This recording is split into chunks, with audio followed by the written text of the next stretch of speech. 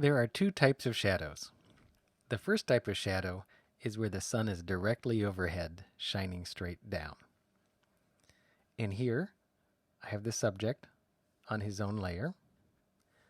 And the first thing to do is to actually scale so that the subject is the right size for the background. We'll go Edit, Transform, Scale, and we'll hold the Shift key down. It's always better to scale down than it is to scale up.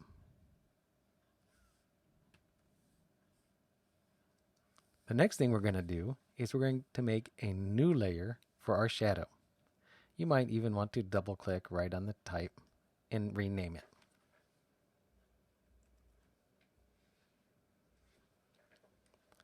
So let's move the shadow underneath the subject. And we're going to use the elliptical marquee to select a circular area that is mostly the shape of the shadow. Here, in the Edit menu, we can fill. And we're going to fill that selection shape with black. And then let's deselect. Of course, it looks rather funny because it's much too dark. I'm going to get the Move tool and move it a little bit into a better location. But here in the Layers panel, we can take the opacity of that layer and take it down.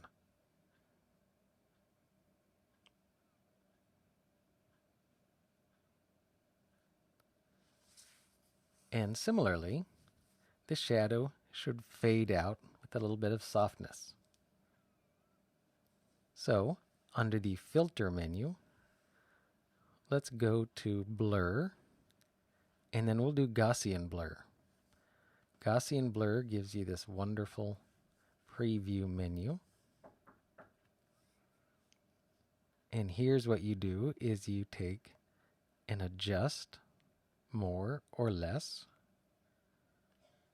We'll click OK, and it already looks much better. Now maybe an advanced trick, what I like to do is I like to zoom in on the feet, make a new layer, get a paintbrush, and add just a little bit of darkness right under the feet.